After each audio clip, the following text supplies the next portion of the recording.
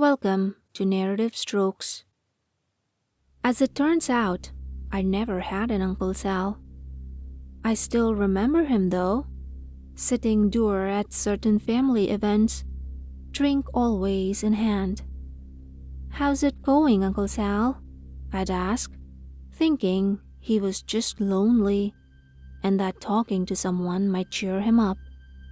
"I'm on the road to nowhere, Jack," he'd say. I never knew how to respond to that. Did I tell him that my name wasn't Jack? Or did I tell him that I was sorry his wife, my aunt, had died? But that tomorrow was another day. In fact, today was another day, and we were all here having fun and eating good food together, and so there was a reason to feel happy? Of course, it wouldn't have mattered, because he didn't exist. Always sitting there silently, sometimes deigning to validate the adequacy of turkey dinner when pressed, and always telling me when I tried to cheer him up that he was on the road to nowhere. "You are too, Jack," he'd say. The last that I or anybody saw of Uncle Sal was 22 years ago, on November 1st, early in the morning, before the sun was even up. I was in the kitchen, rooting through the drawers to find out where my parents had hidden the last of the Halloween candy. Out of the silence, there was suddenly much ado at the front door, a rattling of the knob, followed by a series of bangs, which spooked me for a moment, as I recalled images of monsters in the dark from the night before, until a familiar voice called out, "For Christ's sake, it's Sal. Let me in." A moment later, my dad came into view from upstairs, stark naked, looking as angry as I'd ever seen him. He walked over, pressed his hands against the door, and shouted at Uncle Sal to go home and sleep it off, or so help him, God. "Open the damn door," said Uncle Sal in an even voice. "I've got something important to say, and I don't know how much time I've got left." "Sleep it off," said Dad again. I was staring right at his hairy ass. It was gross, and I wondered if one day my own ass would grow as hairy. "If only I could," said Sal, so quietly that I could barely hear him. "Open the damn door, Dawn. I won't be but a minute."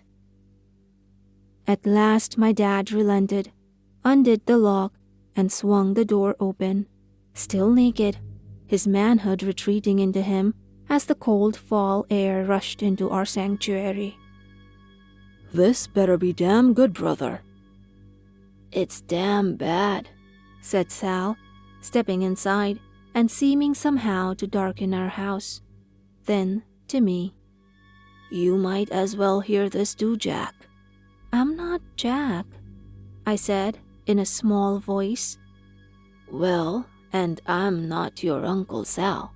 That's what I came here to say." My father's anger, I noticed, had not abated. "So you got a little high and had to share this great insight with us, huh? I'll tell you what, you're right. You're not a part of this family. Not anymore. This has been the last straw, barging in here like a maniac. You're nothing now." "That's the exact truth," said Sal sadly. "I heard a noise coming from my closet. It sounded awful, like nails on a chalkboard, you know. It triggers a response inside of you. You can physically feel it sliding into your ears and entering your body, prodding your nerves and making you shiver." I found that I was suddenly shivering myself. "What was it?" I asked. "It's nonsense," said my dad. "And unless your former uncle vacates the property post-haste, I'm calling the police to have him removed." When Sal made no move to leave, my father's hairy ass stalked off into the kitchen where the phone was located. "I didn't know what it was at first," said Sal, now staring up the staircase, as if he expected something to come down it at any moment. "I was too afraid to look. Didn't need anything from the closet anyway. Just a bunch of old memories in there, and dead suits that I had no use for. So I stayed right away. Spent a lot of time at the bar, and when I was drunk enough, I'd stumble home and sleep on the couch. I could still hear it. No, I could still feel it. But it wasn't so bad when I was sloshed and down the hall from it." "But you did find out what it was?" I asked, both eager to know and afraid to know. I heard my father talking into the phone in the kitchen. "I did," said Sal, "because, well, it sounds ridiculous now, but I suppose that anything we do seems ridiculous from the right distance. Well, anyway, one night, I was there on the couch, my head swimming in liquor, and my bank account dangerously dwindling, and I asked myself, what kind of a man are you? Afraid of his own goddamn closet? And I resolved then and there that I would stop the noise with my own bare hands. On the surface level, I had to convince myself that it was all just some problem in the pipes behind the wall. But deep down, I knew that wasn't it at all. I could feel it in my cells, my atoms. And after I had foolishly gathered some tools from the garage, the feeling grew stronger with each step I took towards my bedroom. With each decibel, that God-forsaken noise increased. So too did my dread at facing it." My father returned to where we were standing, by the door, in front of the stairwell. "Police are on their way," he said. "I'm going to get dressed." "Stay a minute, Dawn. I'm just getting to the point. I was waiting for you. This is the last you'll ever hear from me, so another minute won't hurt." I could hear the bed on the floor above us creak, and my mother put her feet on the ground. She plodded off into the bathroom. "You've got 1 minute," said my dad, "if the police don't cut you off." "Good, good," said my uncle. So there I was, tool bag in one hand, doorknob in the other, ready to face whatever was in that closet. And I was still shivering on account of the sound. That sound is a warning. Of what? I'm about to tell you, if I can cobble together the words. Sal paused and reached into his coat pocket for a cigarette. "You can't smoke in here," said my dad. "Arrest me then," said Sal, lighting up. Then he continued. I opened the door and I saw the source of the sound. It was coming from this crack. Not a crack in the wall, a crack in what we think of as reality. And it was wide enough where I could see a little bit into it, into what's lying behind what I now understand to be the paper-thin veneer of our reality. And it was crystalline, this intricate, incomprehensible pattern of glimmering blue, many-faceted crystals. And then I leaned in to stick my head through the crack. Sal took a deep drag and blew the smoke out slowly. My father was as angry as ever. "This is the most ridiculous nonsense I've ever heard. Even for you, Sal, this is a new pitch of insanity. I pity you, but the time has come to cut all ties." As I brought my head nearer and nearer, said Sal, the noise increased in intensity. I was no longer shivering, but now violently convulsing. My body was doing its damnedest to warn me, But I had to know what it was all about. And so, with my ears bleeding, I stuck my head into the crack. At once the terror stopped. So too did the pain. Now I was looking at reality as it really is, controlled by these cold blue crystals. I didn't know if there was a consciousness there, but there was something there. Something making it all happen. Something experimenting. Again, whether the experiments were deliberate or not was unclear. I felt a will, but if it was a will aimed at a specific purpose or not, I didn't know. "Your minute is up," said my dad. Just in time, because that's the end of the story. What I discovered is that I don't exist. Not really. Never have. Thus concluding, Sal flicked his cigarette butt out the front door, which was still standing wide open despite the cold. "That's just as good as the truth," said my father. "You certainly never did anything with the life you were given." "Take care, Don," said Sal. He turned to me. "You too, Jack." "My name isn't Jack," I said, though I wanted to say so much more. I wanted to ask so many questions, but they wouldn't come to my lips. I could only insist that my name wasn't Jack, though a part of me wondered if it was. Sal turned around and walked out of our house, closing the door behind him, cutting off my view of the creeping red sunrise. It took some time and a great deal of trouble before I understood that my family was not merely pretending that Uncle Sal had never existed.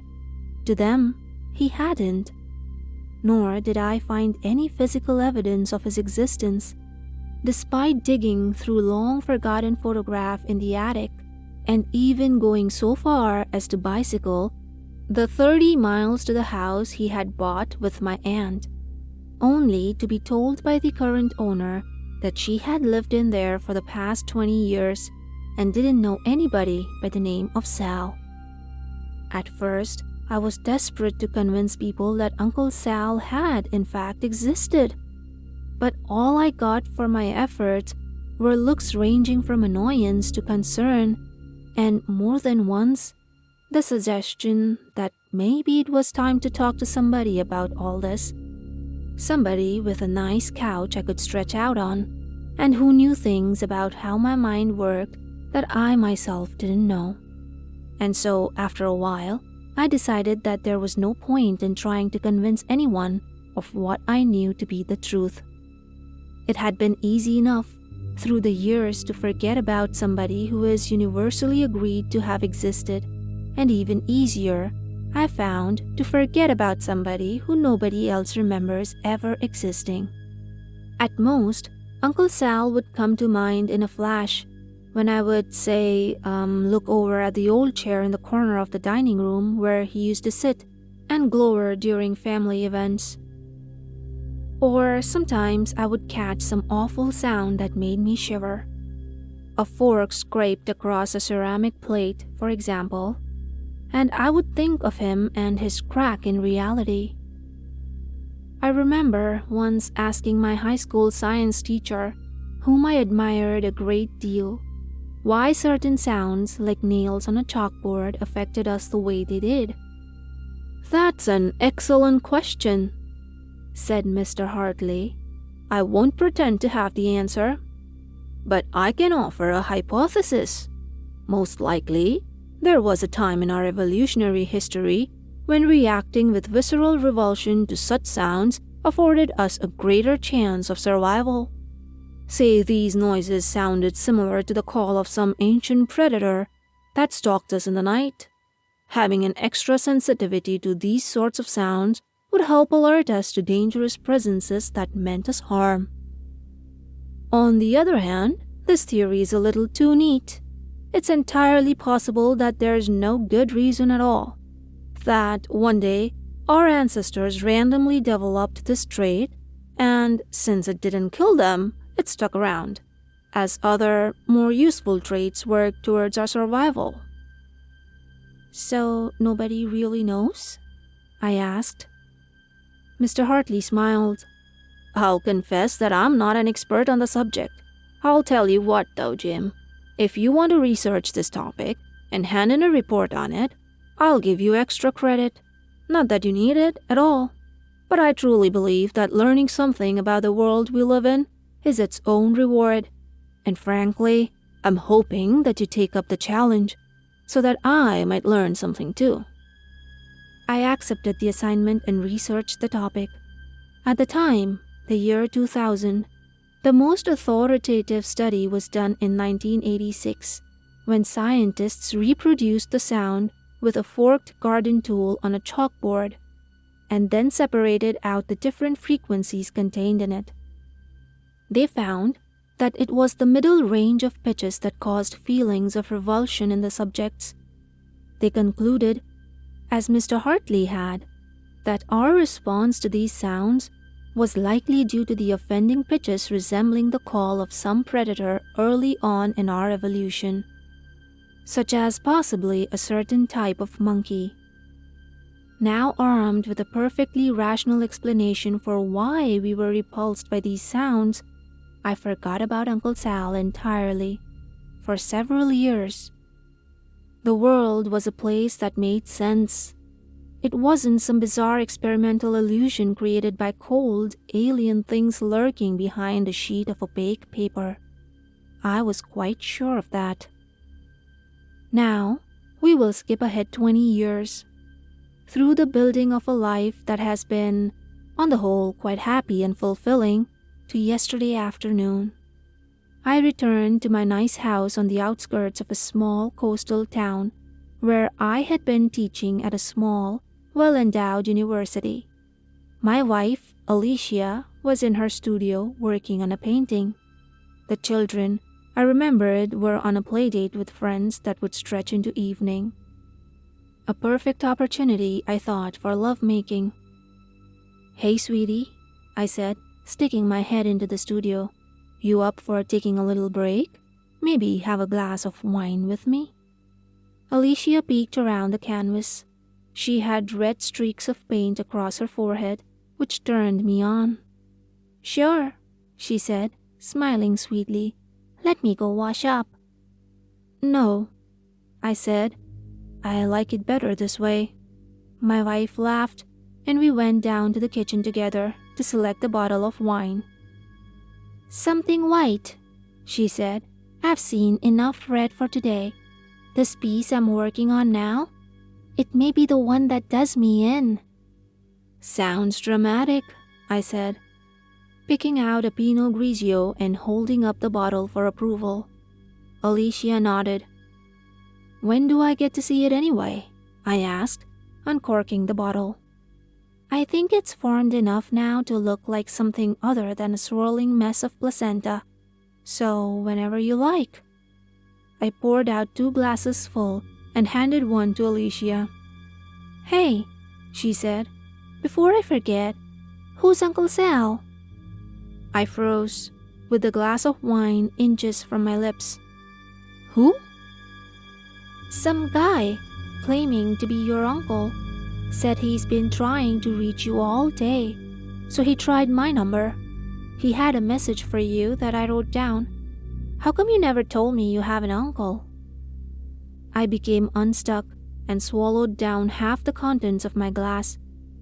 I don't, I said, thinking about the series of unanswered calls I had received that day from an unknown caller. Must have been a wrong number. Ah, said Alicia. He did say that the message was for a Jack. But you know, some people use that as a nickname for James. So I thought that's all it was. The message was quite strange too. I can't remember what it said for some reason. Just that it was strange. It's up in the studio. I shivered. Might as well just toss it in the trash since, it's not for me. I never had an Uncle Sal, or even knew anybody by the name of Sal. Just a wrong number. Got it, said Alicia. Shall we head upstairs? Do the deed? I had grown cold inside and wanted desperately to warm up. We should, I said, topping off my glass. Alicia led the way up the stairs, and I followed from behind, looking at the butt I knew so well, but which still was full of untold wonders for me. But the warm feelings didn't come, and instead, I was greeted by the sudden and hideous vision of my father's naked, hairy ass, as I had seen it all those years ago. I drained my glass mid-step, only successfully landing half of its contents in my mouth. The rest dribbled down my chin. We reached the second floor and made way to the bedroom, but halfway there, Alicia stopped in front of her studio. Want to see it? She asked. The painting? Yes, I said. I think that by then, I could already hear the sound, could feel it reaching into my ears and sliding into my body. Alicia led me into the studio and around to the front of the painting. There, on the canvas, was a chaotic bunch of dark colors, smeared around and on top of each other. And on top of it all, in blood-red paint, some words. They read, "You're on the road to nowhere." I dropped my wine glass to the floor as Alicia spoke above the increasing noise. "That was the message," she said, "from Uncle Sal." I turned to face her in uncomprehending terror as the noise increased in intensity, from mere fingernails scraping against a chalkboard to dark and heavy claws tearing through reality itself. Then a crack formed, and Alicia, my love, split down the middle, spilling out a cold blue and screaming the sound. I began jerking violently around, knocking over the canvas, and grew desperate to escape. I obeyed the most powerful, most primitive urge I had ever experienced, and ran out of the room and down the hall. I fell down the stairs, banging body parts against the treads and the balusters, but was too full of panic to feel any physical pain. I made it to the front door and outside, into the purple twilight, and kept running to where my car was parked. I jumped inside and started driving down the road. I drove for many miles, the pain now fully registering throughout my body, and finally pulled into a hotel parking lot. My intention was to drink myself into oblivion and pass out alone in a cheap room, putting off the business of processing what had happened until there was some distance to look at it from. But after a few drinks, my nerves had steadied enough, and I was happy to convince myself that it had just been a strange hallucination. All of it, from Uncle Sal to the splitting apart of my wife. She was probably home now, I figured, alone with the kids, beginning to grow irritated that I wasn't there yet. The bartender lumbered over to refill my drink. He looked strangely familiar. I held up a finger and said, "Give me a second. Not sure if I want another one yet." I pulled out my phone and went to call Alicia, but I couldn't find her name in my contacts. I bit my lip and dialed her number manually. The line rang and rang. "Well," said the bartender, "what's it gonna be, Jack?" I terminated the call, then pulled out my wallet and placed a $50 bill on the bar top. "Keep the change," I said, standing up. "And my name's not Jack. It never was. Don't you damn forget it." Then I walked out into the cold night. Thank you for listening to today's story. If you enjoyed it, then comment down below and let me know what you think. I'll see you next time with another story. Until then, keep smiling and don't forget to like and subscribe.